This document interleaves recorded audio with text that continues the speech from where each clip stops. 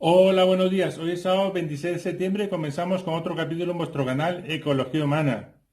Empezamos. Come on, join the joyride, everybody! Okay! Hello, you fool, I love you. Come on, join the joyride. Okay!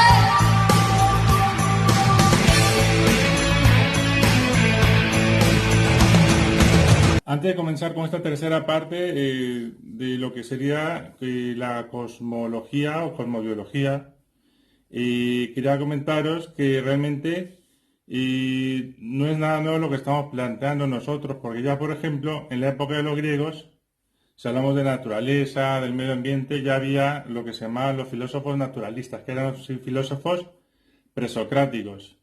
¿Y por qué filósofos naturalistas? Porque ellos querían explicar la realidad basándose en cuatro elementos concretos de la naturaleza, que son, por ejemplo, el aire, el agua, la tierra, el fuego.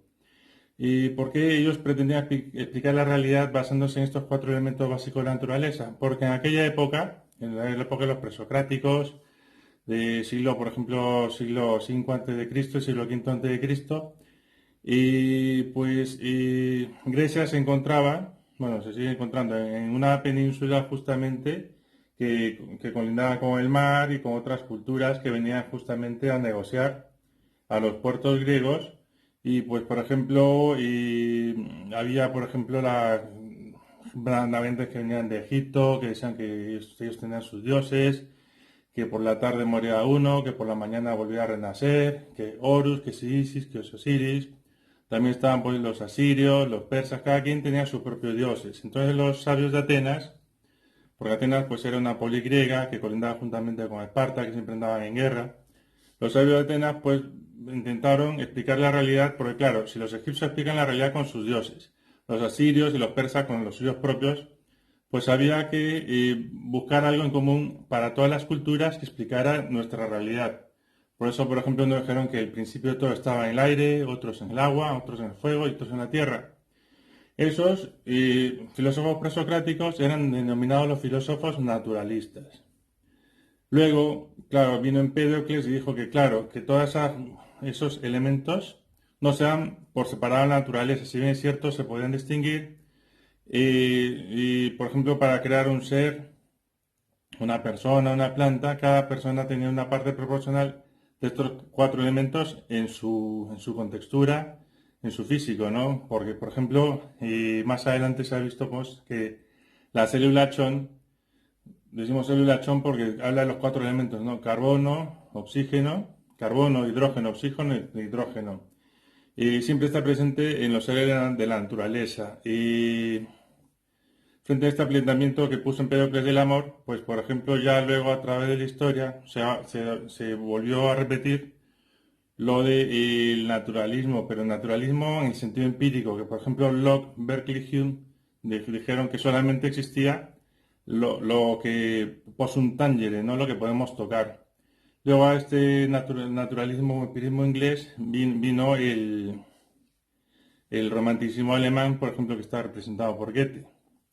Así, por ejemplo, los filósofos naturalistas que querían responder de forma física o evidente al origen de la realidad, también, por ejemplo, podrían haber sido considerados como relativistas, porque claro, por ejemplo, para mí la realidad es esta, para ti la realidad es otra, para ti el origen de la realidad es tal otra.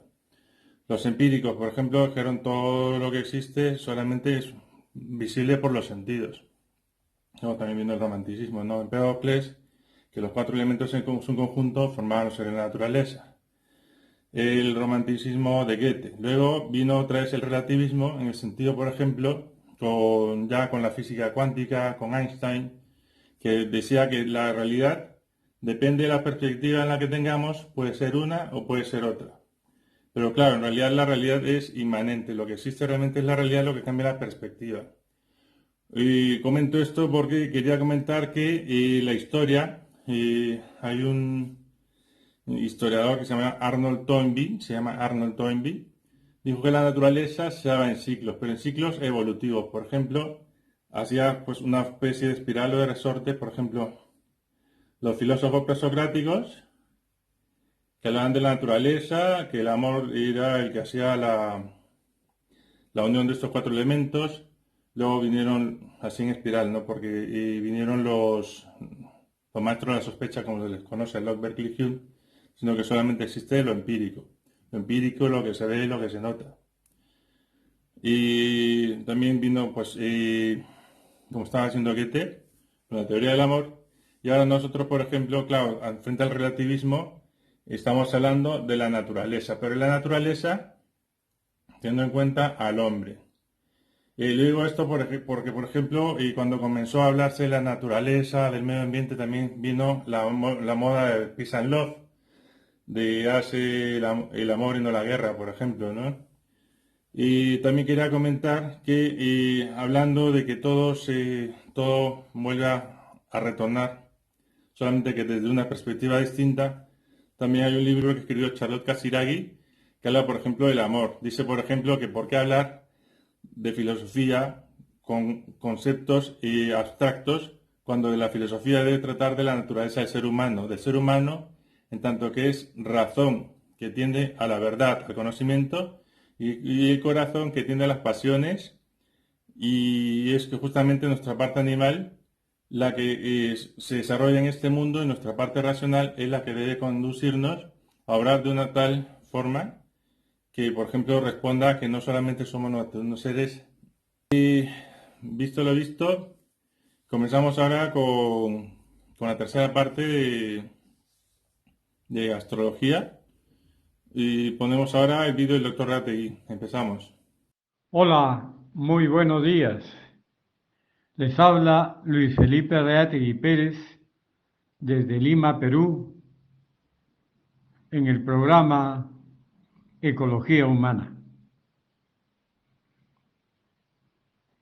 Esta vez nos corresponde tratar el tema astrología,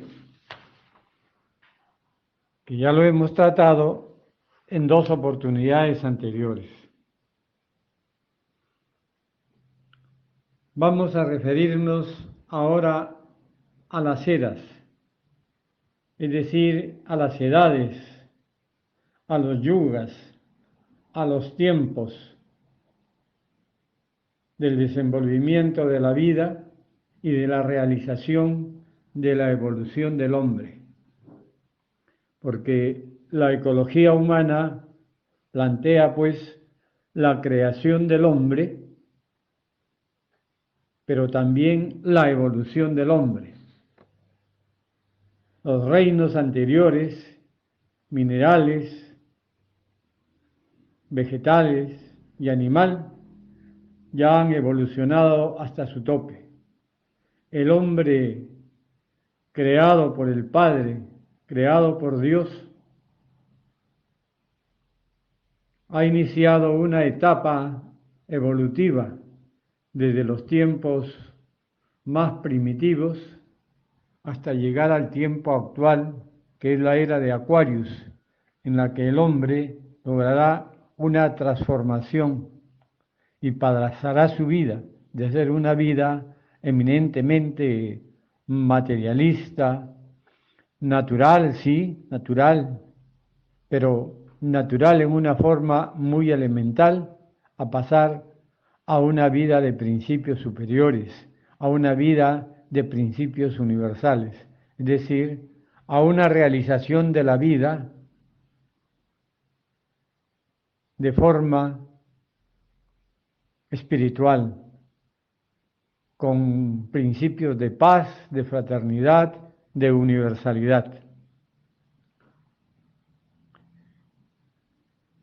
La era de Aquarius es presentada por la sagrada tradición iniciática como la era de oro tan esperada. Hace 13.000 años que esperamos la llegada de la era de Aquarius, en la que el hombre realizará un estado de conciencia de carácter universal. Será una era en la que el hombre amará a su hermano el hombre.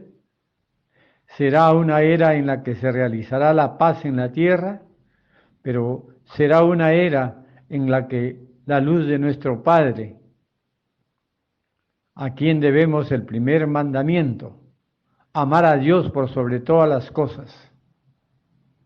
De este amor a Dios por sobre todas las cosas desciende pues el amor a todos los hijos de Dios, que somos nosotros, que somos el hombre creado a imagen y semejanza de Dios, pero que el hombre vive más bien a semejanza de la materia y en un estado estático y en un estado de vida completamente caótico. En la era de Aquarius se produce el ascenso hacia los planos superiores. Así nos lo presenta la Sagrada Tradición Iniciática. ¿Qué es la Sagrada Tradición Iniciática? Es la enseñanza tradicional de los maestros de sabiduría, maestros de todos los tiempos, maestros de todos los continentes, maestros de todos los momentos de la evolución de la raza humana y cuyos seguidores de estos maestros han convertido las enseñanzas, posiblemente por las circunstancias en que los seguidores de los maestros trataban de difundir las enseñanzas, diríamos así, se adaptaban a los pueblos que visitaban y poco a poco las enseñanzas de los maestros se fueron olvidando hasta llegar ahora a un estado caótico. Cuando me refiero a los maestros de sabiduría, no solamente me refiero al Maestro Jesús, que es el iluminador de Europa y como consecuencia de América, sino a todos los maestros de todos los continentes, de Oriente y de Occidente, a todos esos hermanos mayores que han sido los representantes de Dios en la tierra. Y justamente ha llegado el tiempo en que todos los hombres conozcan, se den cuenta y realicen que todos los maestros han enseñado lo mismo, pero adaptados a la forma de vida de cada uno de los continentes y de cada una de las razas o subrazas que han existido, porque realmente la raza es una sola, es la raza humana, que tiene naturalmente 4 expresiones: en el color blanco, en el amarillo, en el cobrizo y en el negro, pero es una misma raza, es la raza humana, que debe elevarse en Acuarios a una raza síntesis, a una raza espiritual y no a una raza, diríamos, degenerada como la que está actualmente realizándose con esta forma de vida que nos ha creado este sistema en una época que estábamos en el fondo, diríamos,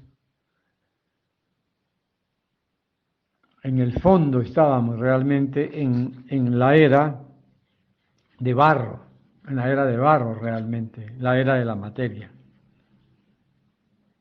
Bien, la Sagrada Tradición Iniciática pues nos hacía esperar hace miles de años la era que ha llegado, la era de Acuarios.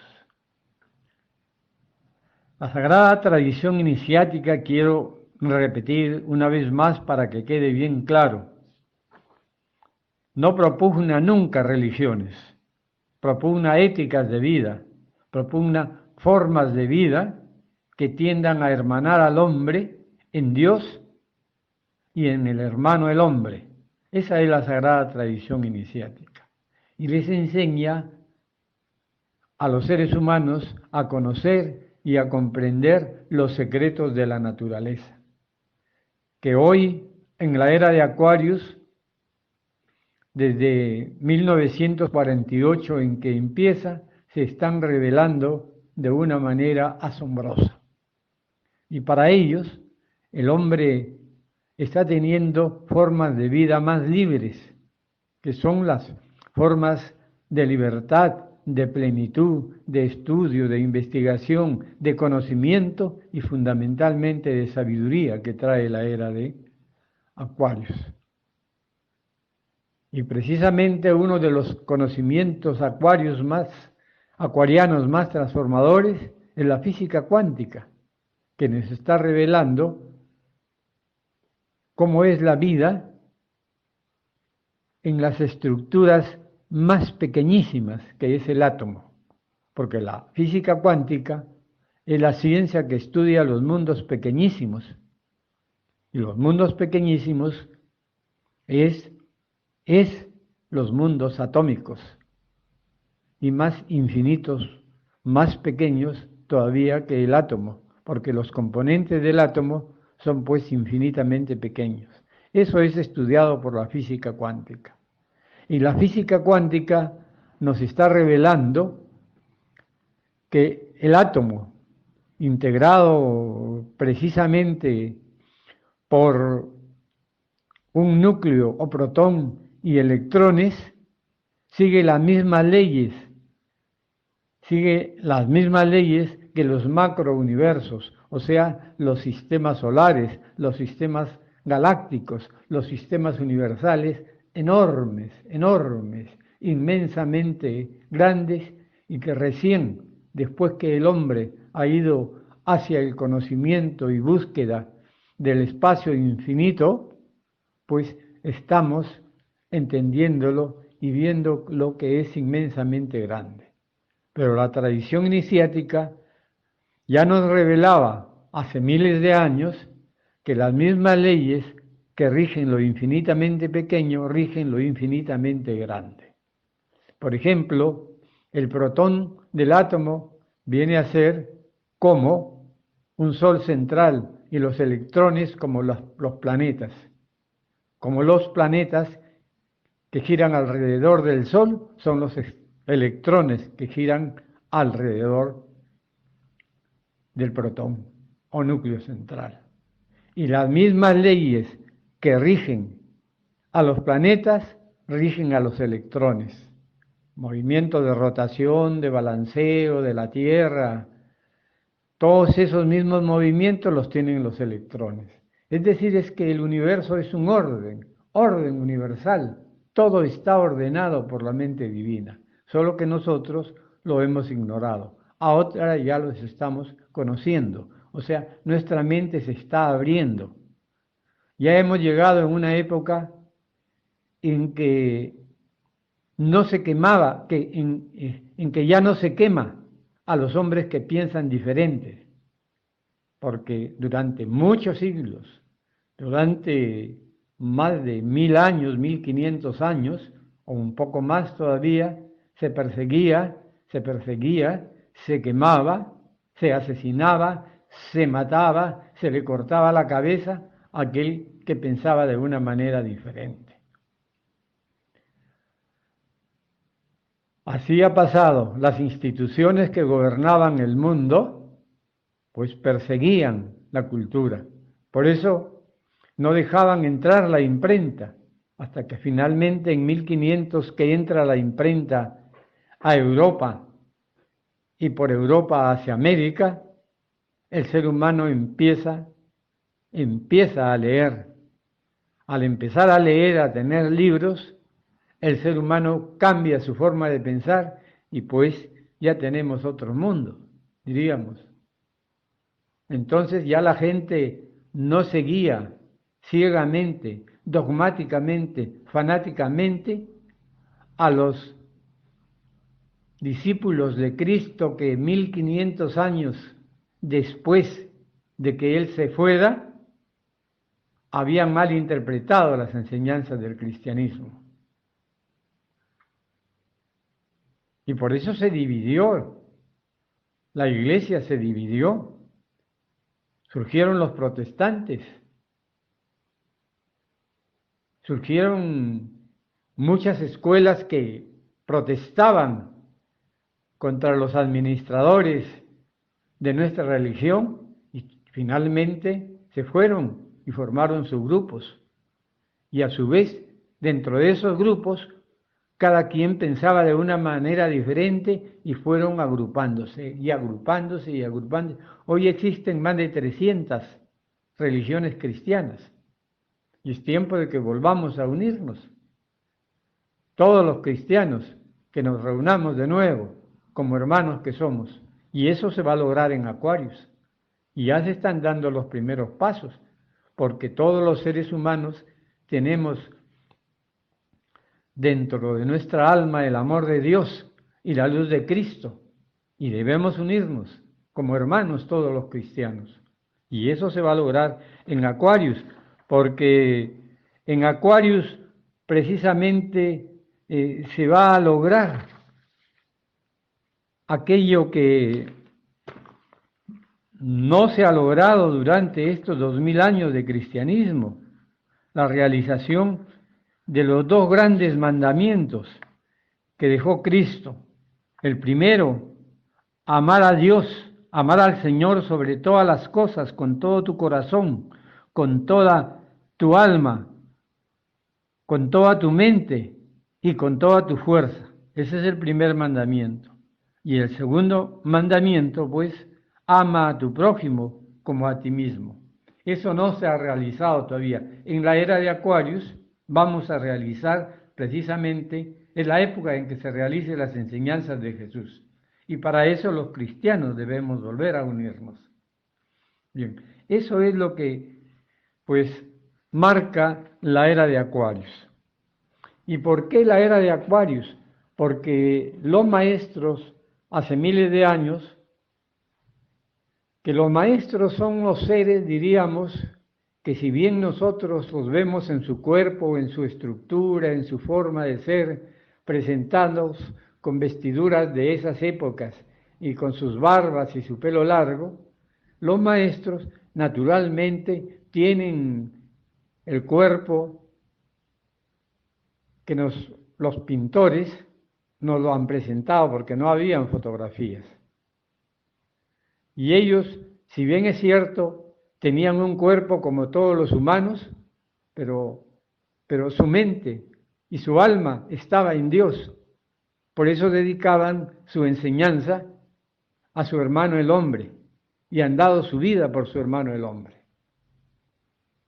Y los maestros como Cristo y todos los maestros de la humanidad han sido precisamente atacados por los poderosos de su época que no los han reconocido.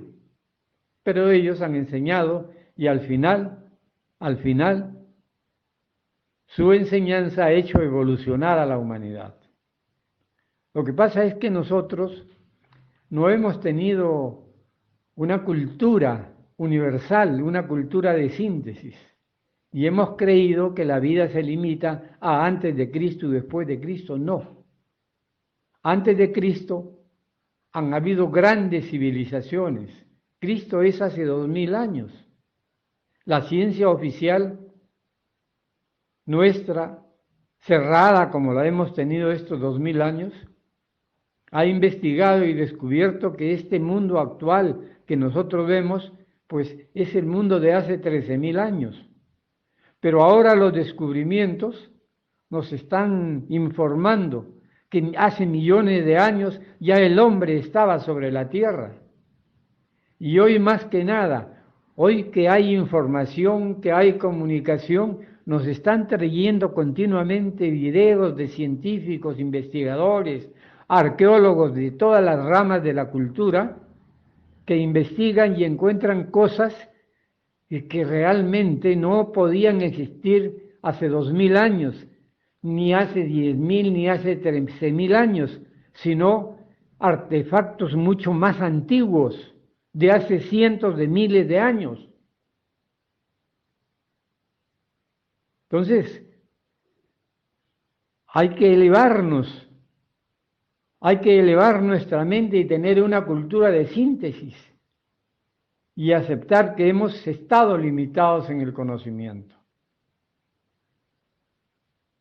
Y nos hemos peleado en estos 13.000 años, bueno, en estos 2000 años diríamos, nos hemos peleado entre todas las religiones. porque no entendíamos el idioma de los otros.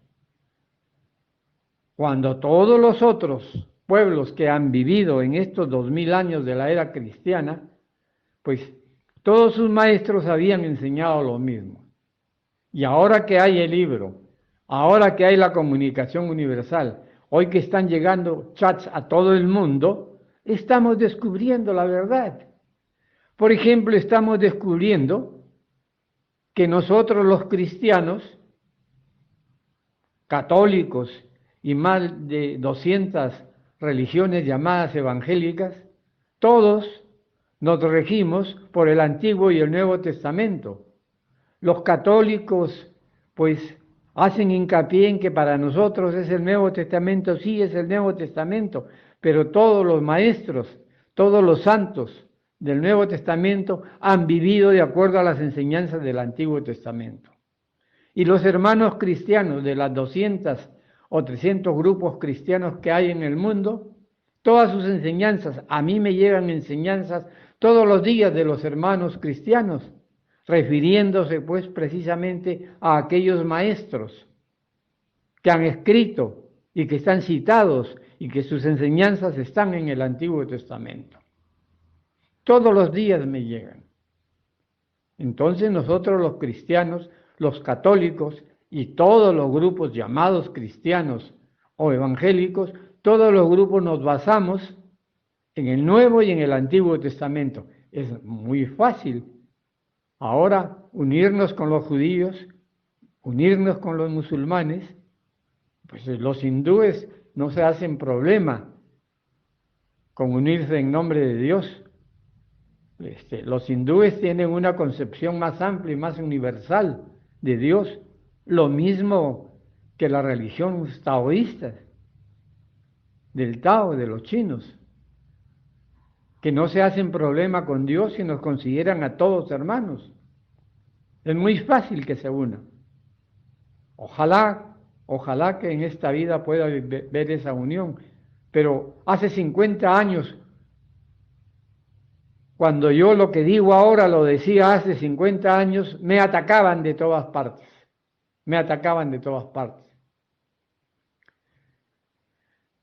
Pero los hermanos evangélicos, justamente, que habían escuchado las conferencias y las entrevistas que me hacían en radio y televisión, sin embargo, me invitaron para junto con ellos, con alrededor más o menos de 20 ONGs y un poco más todavía de las diferentes escuelas cristianas,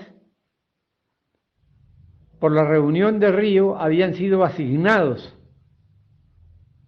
para hacer la introducción a la Carta de la Tierra que hoy circula por todo el mundo. Y al grupo de los cristianos precisamente les habían dado la misión de hacer la Carta de la Tierra, principalmente los fundamentos generales. Y como ahí habían varios grupos que no se entendían entre sí, definitivamente, buscaron a una especie de árbitro y me vieron la apertura que tengo precisamente en el pensamiento y me invitaron para que trabaje con ellos y me nombraron su coordinador, su presidente de 20 grupos ONGs internacionales cristianas, y yo he presidido esa reunión y hemos trabajado durante un año, un poco más de un año, haciendo la introducción de la Carta de la Tierra, que es eminentemente de principios cristianos. Y vuestro servidor fue quien presidió precisamente ese grupo. La Carta de la Tierra, que hoy circula en todo el mundo, y la introducción a la Carta de la Tierra que difunde las Naciones Unidas en todo el planeta, esa la hicimos nosotros. Y este servidor coordinó. Las reuniones fueron en las reuniones que teníamos en cada uno de los grupos cristianos, y también tuvimos una reunión en mi casa. Pues así fue. Ese es el primer ejemplo de la unión acuariana de todas las religiones cristianas. Y ojalá Así como tengo en Europa como 5.000 o 6.000 seguidores, según me informa León Felipe, que es el editor y que presenta este mensaje desde España a todo el mundo, que tenemos más de 5.000 seguidores, pues que piensen que nosotros hemos sido el primer grupo cristiano en el mundo que nos hemos reunido, cristianos y católicos, como estábamos unidos al comienzo cuando recién vino Cristo, y que los seguidores se apartaron, se pelearon entre sí. Bueno, eso pasa siempre. Cada quien tiene una forma de mirar la verdad y cada quien la mira de una manera diferente. Estoy seguro que ahora también los seguidores de todos los creadores de nuevas teorías o diríamos de una nueva enseñanza para Acuarios también se pelearán entre sí y nuevamente, dentro de 2000 años, estará la enseñanza que ahora se está integrando de unión, de fraternidad, de amor a Dios, de amor al hombre, posiblemente los intereses ya estén nuevamente dividiendo. Sí, pues estamos pasando entonces de la era de Piscis, de la era de 2000 años que inauguró el Maestro Jesús. Por eso la enseñanza de Jesús está pues llamando a todos los seguidores de Cristo, les llamaba pescadores de hombres por la era de Piscis, y en todas las pilas bautismales del catolicismo estaba precisamente cuando yo frecuentaba mucho a la religión católica como colaborador, como monaguillo y todas las funciones que realizamos los niños católicos, pues veía ahí en la pila bautismal la imagen de un pez, porque era la era de Piscis, que recién en 1960 en la revista Planeta salió un gran artículo que escribieron los intelectuales europeos Luis Paules y Jacques Verdier, que se llamaba De Piscis a Acuarios, y ahí recién me enteré de las eras, al 61, 62 más o menos. La primera vez que yo oía hablar de astrología y de todas esas cosas, porque antes estaba prohibida la astrología, pero sin embargo, los grandes santos y los grandes religiosos de nuestra iglesia cristiana antes de dividirse, porque recién se dividió en 1500 y pico, antes éramos todos una sola hermandad. Estos grandes santos estudiaban astrología. Bien, quisiera señalar marcadamente cuáles eran las características de la era de Piscis y cuáles son las características de la era de Acuarios. Y las voy a leer precisamente de un libro, de una de las obras del Avatar de Acuarios, que dice, la era de Piscis era una era de creer, la era de Acuarios es una era de saber. La era de Piscis era una valoración del hombre de fe. La era de Acuarios es una valoración del hombre de sabiduría. Ojo, no digo de conocimiento, sino de sabiduría. Porque la enseñanza hay que practicarla, hay que realizarla, hay que vivirla para entenderla. La era de Piscis era una era de prestigio de los títulos de nobleza. La era de Acuario será el prestigio de la sabiduría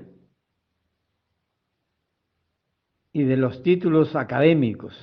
Lamentablemente en este momento los títulos académicos no representan la sabiduría porque todavía estamos con la influencia de la era de Piscis. La era de Piscis era una era de separatividad. Todo el mundo estaban separados. Países, continentes, razas, seres humanos, profesionales, todo el mundo. La era de Piscis era de separatividad. La era de Acuarios es una era de unión. La era de Piscis era una era de aislamiento. La era de Acuarios es una era de acercamiento.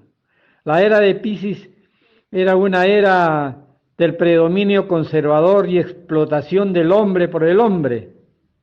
La era de Acuarios era una era de acercamiento, de unión y de fraternidad. Un predominio renovador del hombre. La era de Piscis es una era de radicalismo. La era de Acuarios es una era de pluralismo, aun cuando se observan todavía influencias de Piscis, aun en los grupos renovadores de Acuario, ellos mismos están divididos. La era de Piscis es una era de antagonismo, la era de Acuarios es una era de fraternidad. La era de Piscis ha sido una era de oscurantismo, la era de Acuarios es una era de iluminación. La era de Piscis ha sido una era de aislamiento de los grupos humanos, la era de Acuarios es una época de acercamiento de los grupos acuarios. La era de Piscis es una época de valores egoístas, la era de Acuarios es una época de aportes a la unión de la colectividad. La era de Piscis es una época de miseria por el feudalismo y por la explotación del hombre por el hombre. La era de Acuario será una época de bienestar, de abundancia por el equilibrio en la propiedad. La era de Piscis ha sido predominio de Europa, la era de Aquarius será predominio de América. La era de Aquarius es para América, Europa ya fue. Por eso ustedes me han escuchado decir en varios de estos mensajes, Europa es muy pequeña, muy pequeña. América es inmensa, inmensa. La época de Piscis ha sido una época de sentimiento, de sentimentalismo. La época de Aquarius es una época de intelecto y de sabiduría. La época de Piscis de dominio del agua. La época de Aquarius dominio del aire. Por eso pasamos en las vías de comunicación del agua a la aviación. La época de Piscis, una época de fuerza mecánica y del vapor de agua. La época de Aquarius es una época electrónica y de energía atómica y de solar. La época de Piscis, una época de navegación marítima, la época de Aquarius, navegación aérea y espacial.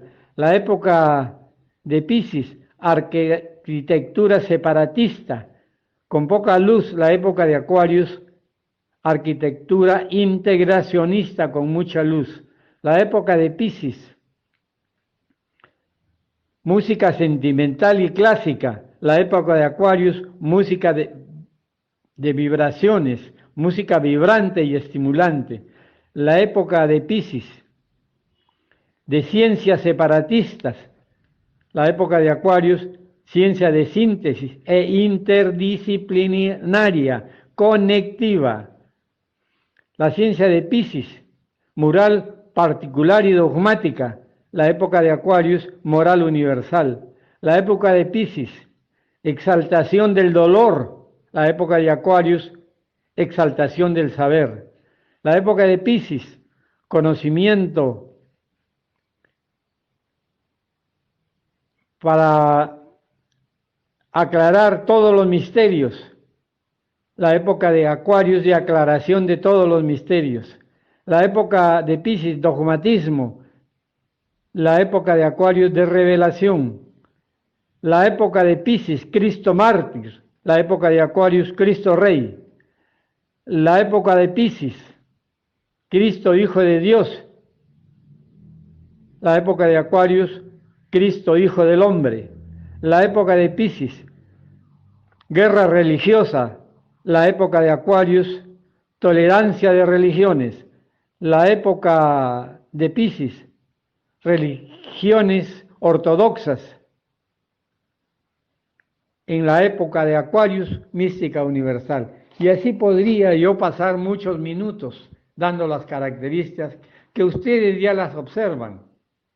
A mí hace 50 años Por poco no me han apedreado cuando hablaba de fraternidad universal, de paz, de alimentación sana, de eliminar el alcohol en la vida de los seres humanos, de eliminar la ignorancia en el comer, de hacer ejercicios, de correr, de mantener nuestras defensas, porque ni me creían que teníamos defensa dentro de nosotros. Lo que hoy está conociendo toda la humanidad en esta etapa de paralización, de que tenemos defensas y que los que tienen sus defensas actuando porque tienen una vida sana, pues ellos le hacen la guerra al coronavirus y el coronavirus no ingresa, y se ingresa a los que se descuidan, rápidamente la eliminan, recuperando su vida de alimentación sana, natural, ejercicio, gimnasia y respiración. Cuando yo hablaba de respiración hace 50 años, me hablaban que era una idiotez y que no podían perder su tiempo respirando, ni relajándose, ni tratando de estudiar nuestra mente para que nuestra mente, que es la loca de la casa, no nos haga pensar 50.000 cosas a la vez, cuando nosotros deberíamos dominar la mente precisamente. Y hay tantas otras cosas más que iremos desarrollando en este espacio de cultura universal, y que podríamos denominarle la primera cátedra de la nueva era, una cátedra de sabiduría universal, de conocimiento de síntesis. Bien, hasta la próxima semana. Que tengan paz y salud en su vivir.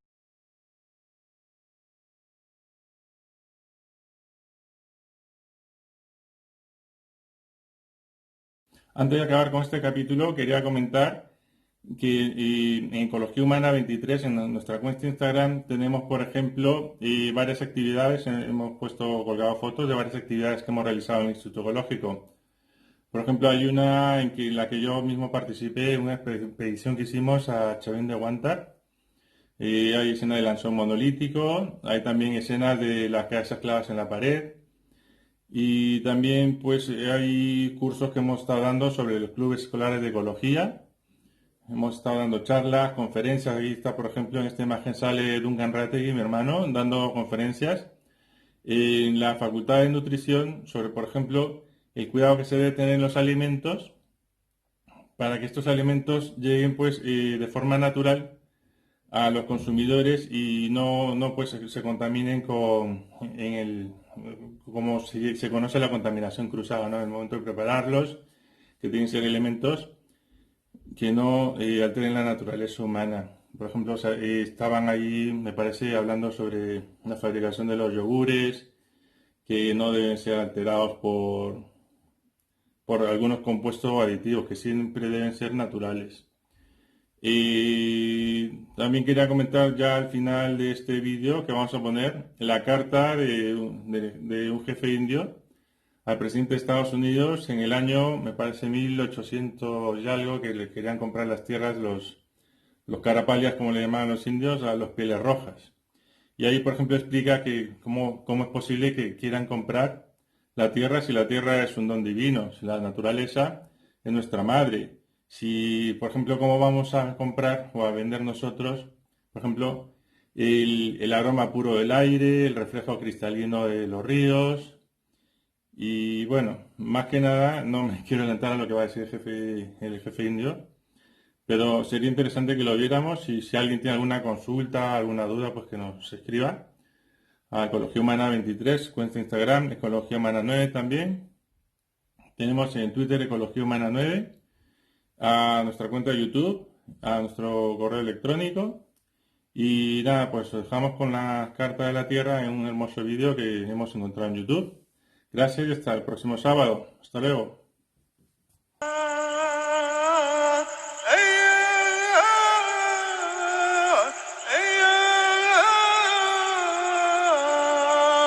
En 1854, el presidente de los Estados Unidos de América, Franklin Pierce, hizo una oferta por una gran extensión de tierras en el noroeste de los Estados Unidos, en la que vivían los indios Squamish.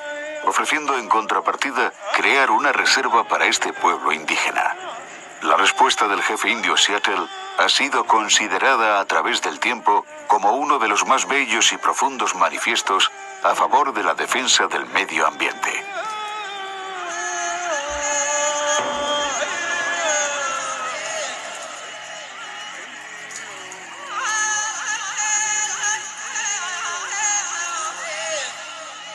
El gran jefe de Washington envió palabra de que desea comprar nuestra tierra. El gran jefe nos envía también palabras de amistad y buena voluntad. Apreciamos mucho esta delicadeza porque sabemos la poca falta que le hace nuestra amistad. Vamos a considerar su oferta, pues sabemos que, de no hacerlo, el hombre blanco vendrá con sus armas de fuego y tomará nuestras tierras. El gran jefe de Washington puede confiar en la palabra del gran jefe Seattle, con la misma certeza que confía en el retorno de las estaciones. Mis palabras son inmutables, como las estrellas del firmamento. ¿Cómo se puede comprar o vender el cielo o el calor de la tierra? Esta idea nos parece extraña. Si no somos dueños de la frescura del aire ni del brillo del agua, ¿cómo podrán ustedes comprarlos?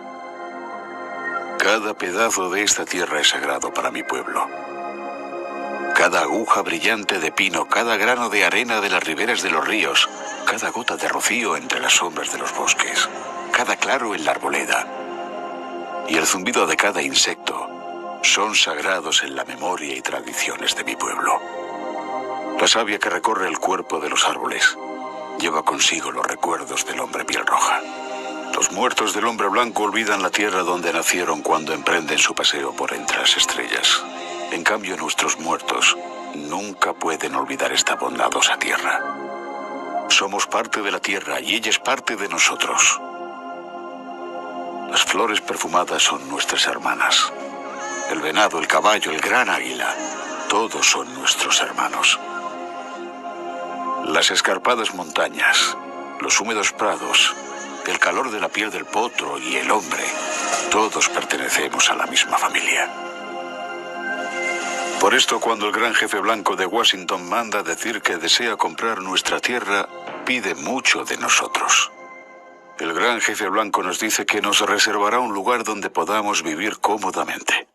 Él se convertirá en nuestro padre y nosotros en sus hijos. Por lo tanto, nosotros vamos a considerar su oferta de comprar nuestra tierra. Pero eso no es fácil, ya que esta tierra es sagrada para nosotros.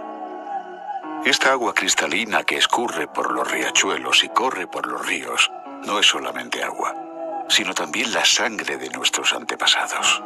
Si les vendemos la tierra, ustedes deberán recordar que ella es sagrada y que los reflejos misteriosos sobre las aguas claras de los lagos hablan de acontecimientos y recuerdos de la vida de mi pueblo. El murmullo del agua de los ríos es la voz del padre de mi padre. Los ríos son nuestros hermanos. Ellos calman nuestra sed. Los ríos llevan a nuestras canoas y nos dan peces para alimentar a nuestros hijos.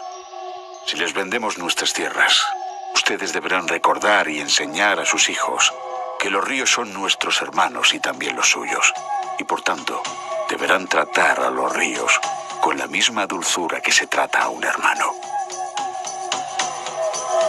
Sabemos que el hombre blanco no comprende nuestro modo de vida. Tanto le importa un trozo de nuestra tierra como otro cualquiera. La tierra no es su hermana, sino su enemiga, y una vez conquistada la abandona y prosigue su camino, dejando atrás la tumba de sus padres, sin importarle nada. Tanto la tumba de sus padres como los derechos de sus hijos son olvidados. Trata a su madre la tierra y a su hermano el cielo como cosas que puede comprar, saquear y vender, como si fuesen corderos o collares que intercambian por otros objetos. Su hambre insaciable devorará todo lo que hay en la tierra, y detrás suyo dejarán tan solo un desierto. Yo no entiendo. Nuestro modo de vida es muy diferente al de ustedes. Tal vez sea porque el hombre piel roja es un salvaje y no comprende nada. No existe un lugar tranquilo en las ciudades del hombre blanco. Ni hay sitio donde escuchar cómo se abren las flores de los árboles en primavera o el movimiento de las alas de un insecto. Pero quizás también esto se deba a que soy un salvaje que no comprende bien las cosas. Soy un piel roja y nada entiendo. Nosotros preferimos el suave susurro del viento sobre la superficie del lago, así como el olor de ese mismo viento purificado por la lluvia del mediodía o perfumado por la fragancia de los pinos. El aire es algo precioso para el piel roja, ya que todos los seres comparten el mismo aliento. El animal, el árbol, el hombre, todos respiramos el mismo aire. El hombre blanco no siente el aire que respira.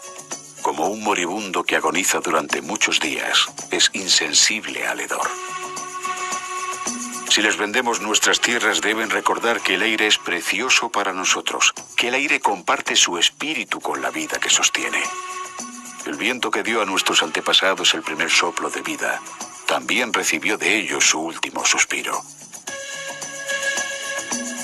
Si les vendemos nuestras tierras, ustedes deberán conservarlas sagradas, como un lugar en donde hasta el hombre blanco pueda saborear el viento perfumado por las flores de las praderas. Queremos considerar su oferta de comprar nuestras tierras. Si decidimos aceptarla, yo pondré una condición. El hombre blanco debe tratar a los animales de esta tierra como a sus hermanos. Soy un salvaje y no comprendo otro modo de vida. He visto miles de búfalos pudriéndose en las praderas, abandonados allí por el hombre blanco que les disparó desde el caballo de hierro, sin ni tan solo pararlo. Yo soy un salvaje y no comprendo cómo el humeante caballo de hierro puede importar más que el búfalo, al que nosotros solo matamos para poder vivir. ¿Qué sería del hombre sin los animales? Si todos los animales fuesen exterminados, el hombre también perecería de una gran soledad de espíritu. Pues lo que le ocurra a los animales, pronto habrá de ocurrirle también al hombre. Todas las cosas están relacionadas entre sí. Deben de enseñarle a sus hijos que el suelo que pisan son las cenizas de nuestros antepasados. Es necesario que enseñen a sus hijos lo que nuestros hijos ya saben, que la tierra es nuestra madre. Todo lo que ocurra a la tierra le ocurrirá también a los hijos de la tierra. Esto es lo que sabemos. La tierra no pertenece al hombre. Es el hombre el que pertenece a la tierra. Esto es lo que sabemos. Todas las cosas están ligadas como la sangre que une a una familia. El hombre no ha tejido la red que es la vida. Solo es un hilo más de la trama. Lo que hace con la trama, se lo está haciendo a sí mismo. Nuestros hijos han visto cómo sus padres eran humillados mientras defendían su tierra. Nuestros guerreros han sentido vergüenza y ahora pasan sus días ociosos mientras contaminan sus cuerpos con comida dulce y agua de fuego. Importa poco dónde pasaremos el resto de nuestros días. No son demasiados. Ni siquiera el hombre blanco, cuyo Dios pasea y habla con él de amigo a amigo, quedará exento del destino común. Sabemos una cosa que quizás el hombre blanco tal vez descubra algún día. El Dios nuestro y el de ustedes es el mismo Dios. Ustedes creen que Dios les pertenece, de la misma manera que desean que nuestras tierras les pertenezcan, pero no es así. Él es el Dios de todos los hombres, y su compasión se extiende por igual entre los pieles rojas y los caras pálidas.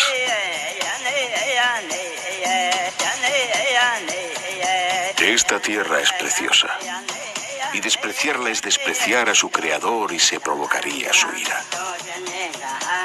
También los blancos se extinguirán, quizás antes que todas las otras tribus. Ustedes caminan hacia su destrucción rodeados de gloria, inspirados por la fuerza del Dios que los trajo a esta tierra y que por algún designio especial les dio dominio sobre ella y sobre el piel roja.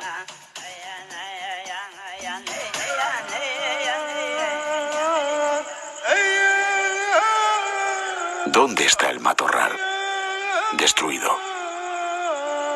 ¿Dónde está el águila? Desapareció. Es el final de la vida. y el inicio de la supervivencia.